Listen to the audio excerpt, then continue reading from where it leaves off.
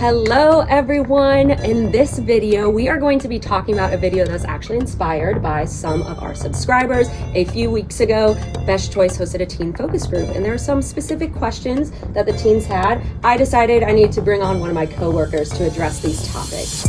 Yes, we're going to have two parts of this series. We're going to be basically talking about some fun things, partying, alcohol, safety, and yes, we are going to talk about sex a little bit. So stick with us. We're going to have two parts of this, so I'm excited. And this series is going to be titled, What I Wish I Knew in High School. So here we go.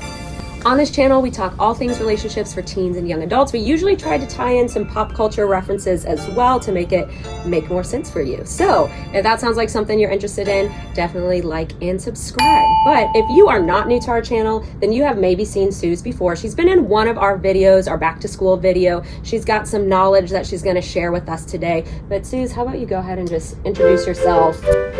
Yeah, so I've been with Best Choice for 6 years. So I'm teaching primarily a program called Date Safe and another program called Stay Safe. Date Safe is a program that is supposed to help identify if you are in an unhealthy relationship. So while you're dating somebody, seeing if there are warning signs of coercion, trying to help them prevent from sexual assault, and just making sure that they're being safe when they're dating. The next one is Stay Safe, and that one's geared towards sexual assault prevention and self-defense. Important stuff. Very important stuff. Yeah, and everybody needs to know. Exactly. Mm-hmm. And a lot of that conversation, specifically with the Date Safe, like ties in conversation about like alcohol and consent and stuff. And so that kind of leads us into what we're going to be talking about today. Exactly. So as I already mentioned, this specific video was requested by a teenager that watches our channel. And so I want to kind of start off by saying it's completely natural for teenagers to be curious about this topic, partying and alcohol. They might be wondering like, okay, what's actually the big deal? Like, I've heard in health class that it's like bad for you, whatever, but like maybe some of their peers have been drinking and haven't really seen consequences, or maybe they have before, like, you know, so there's like a lot of kind of mixed feelings and thoughts about this topic. So Suze, can you just like give us a couple of statistics to give us that perspective? Underage drinking is responsible for more than 4,000 deaths. Youth who drink are more likely to experience problems with high school, their social life, and mental and physical health. Obviously, those statistics kind of paint a grim picture, right? We're talking, obviously, in the most severe cases, leading to death, okay?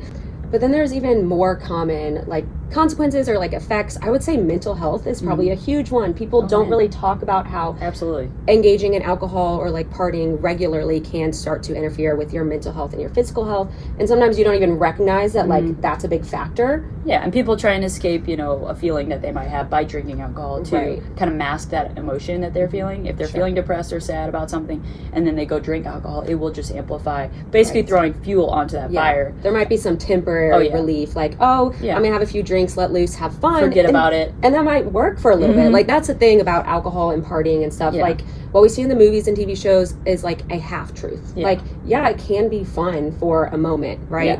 But then there's always a double side to everything. Exactly. So I want to tell a story real quick. So when I was in high school, I had one of my best friends. We played basketball together. She was like the star athlete. She had colleges looking at her to go play at their D1 school, and that was her, you know, whole goal in life was to go play basketball. And she definitely was going to do it. Well, one night after a party, she was deciding that she was going to drive after she had drank a decent amount of alcohol. And what had happened was there was 4 of us in the car. I was one of those people included. Another decision that, you know, you might be the secondhand party to the consequences of a drinker, if somebody drinking, was if you get into a car with somebody who says they're okay, but they're really not. So she drove and crashed the car into another car of our basketball team members. Wow. And thankfully nobody was killed. She got arrested that night. She's 18 years old, right? Gets arrested, handcuffed, put in the back of a cop car, and then has to go to prison for an entire night, you know, sitting in this jail cell. And the whole time, you want to talk about mental health, right? The whole time she's sitting in that jail cell, she told me that she just like seriously contemplated like, what is the point anymore? Like all of my goals, the basketball scholarships that she had were all just gone because the teams didn't want to have somebody who is arrested, dealing with drinking, underage drinking, to come play on their team. So she lost a lot that night. Thankfully it wasn't anybody's life, but you know, that's in an instant just like that, somebody's goals could be destroyed, and not to mention how it affected the rest of us to see that, and also like our safety our trust with that person. So Yeah. it's just, there's a lot that can go badly very quickly Right. when it comes to alcohol, and I could probably go on and on with stories Yeah. just like that. Yeah. So Well, I'm glad you shared that, like, real life story, because I feel like oftentimes we don't really see that side of things. Yeah. Like in movies and TV shows and stuff. Like, you see the fun, exactly. the glamour of it. You know? Yes. Yeah. And so you're not getting like the whole truth or the whole picture.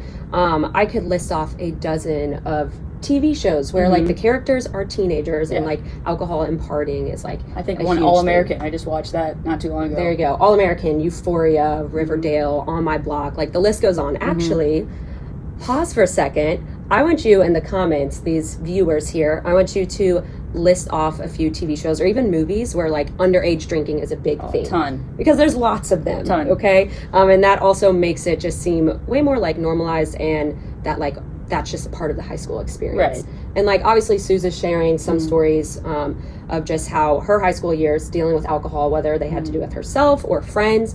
So yes, that stuff does happen. And I want to piggyback that with the social aspect of it, because if you want to feel like you're included, like you go to these parties, right, and you see everybody drinking, Yeah. And you think, oh, I have to do that to fit in, but that's not the case. Like you can still go to these parties and still be social and still just like, you know, have a soda in your hand. You know, you don't have to be drinking alcohol to feel included. And I know a lot of people, maybe the shy people, feel like, oh, well, when I drink alcohol, it makes me more social. It makes me feel like I can More you know, outgoing. get outgoing. Yeah. Yeah. And that's not who you really are. So it's like being true to yourself too. They want to get to know you. They don't want to get to know a drunk version of you. Right. Just because you feel more comfortable coming out of your shell because of alcohol. Well, what are you going to do when you really want to meet friends who are seeing you for you? Right. And they only see that drunk version of you. Yeah. So picking the right friends is a big part of that. Yes. You know? I think that's a really good like transition even into our more practical advice that we want to give you guys. So obviously, you know, we have these stories, statistics, all that kind of stuff. We want to be clear that like we do want to encourage like teenagers and young people to set that boundary of just like choosing not to drink. I personally went through all of high school without drinking and partying. I had some friends that did, but for me, I just kind of had that boundary, and I really enjoyed high school, and I had some really quality friends. So I also just want to throw that out there. This is important for us to talk about. But you are fully capable of choosing not to engage in that. And I wish somebody would have talked to me about this when I was in high school, because I didn't have conversations like this. So when I was in high school, I did drink alcohol, and I will tell you though, like the biggest mistakes that I've ever made that I can look back on and think like what I wish I knew in high school was that I wish somebody would have told me the consequences of drinking alcohol, because I didn't see that.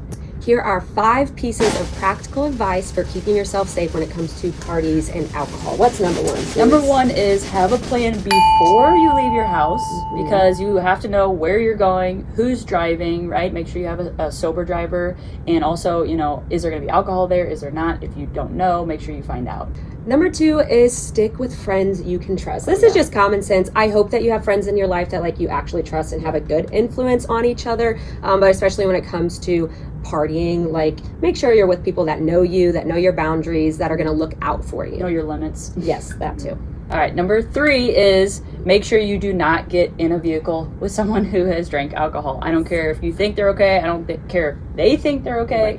It's not worth the risk, especially when you could die, like what almost happened to me. Yeah, very simple, straightforward there. Just don't. Get an Uber. Yeah. Call your parents. There we go. Okay, so number 4 is you need to understand that not all alcohol situations are the same. For example, maybe you have drank alcohol before and like nothing bad happened. You had a few drinks, you were fine, whatever. So you think, oh, I know what I can handle. I got this under control. You go to the next party. Maybe you have the same amount of drinks, but you have them a lot faster, or maybe it's a different type of alcohol. Right. And so it affects you differently. I mean, that's one of the biggest things that I wish somebody would have told me when I was in high school, is that, you know, you take a shot of something, like I can tell you right now, like I had drank before the occurrence, and then having a few shots back to back, and I was blacked out within like a few minutes, and actually as a freshman in high school I was put in the hospital because of that. So I mean, I can't reiterate that enough, that you can't just go grabbing alcohol and downing them because you think you can handle it from either drinking before or things you saw on TV. You know, it's not that simple.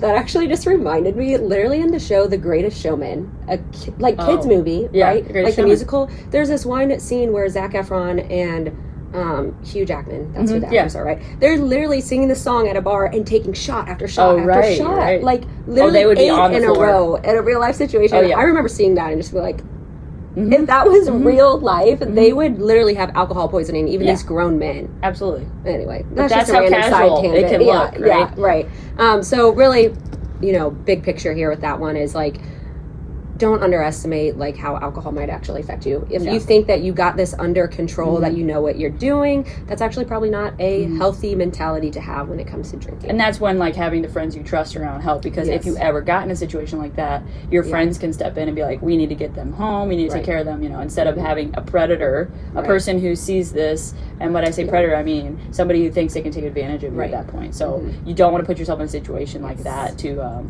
have an assault maybe happen. Yeah. So we'll talk about that in part 2. In the next video, yep. Okay, and number 5 is, of course, the notorious peer pressure, right? But I want to say, it's not always like the bullying. This is what it looks like, okay? Hey, Kayla, you are the funniest person when you're drunk, okay? You're so funny. So here, take some drinks. You're just hilarious. Okay, you see what I did there? I was flattering her. The peer Right. pressure is not always bullying. It's No. sometimes it's like the positive peer pressure. Right, yeah. And that's why you want to do it. Yeah. You want to feel cool and included and like, oh Mhm. yeah, I'm the life of the party. So that's like how it can look a lot of times. All right? Yes. Yeah. So this last piece of advice, not even really advice, just be aware of the fact that like Mhm. peer pressure does not always look like what they talk about like in school when it comes to like bullying Yeah. and stuff. It's usually not someone in your face being like, if you don't take this shot, you're a loser. Yeah. I've never seen that in my No, life. in real nobody life. talks like that. Yeah. So just be aware that like sometimes those peer pressure situations are more appear to be like a friend looking out for you, Right. or they just want to have a good time, or you seem really shy. Like if you just have a few drinks, I'm sure you'll open up, that kind Yeah, of thing. right. So that just like scratches the surface on all the things we could talk about in this topic. So if you guys want to, comment, please, we want to hear from you. Yeah, and if you have some questions, then maybe we'll have to make a part 3. Part 3. Okay, but this wraps up our first part. Tune in next week is when we'll be posting part 2, where we're going to be discussing alcohol and consent. Yeah. But in the meantime, definitely like, subscribe, go on over to our Instagram and TikTok, check out some of our content there while you're waiting for our part 2. But we'll see you later.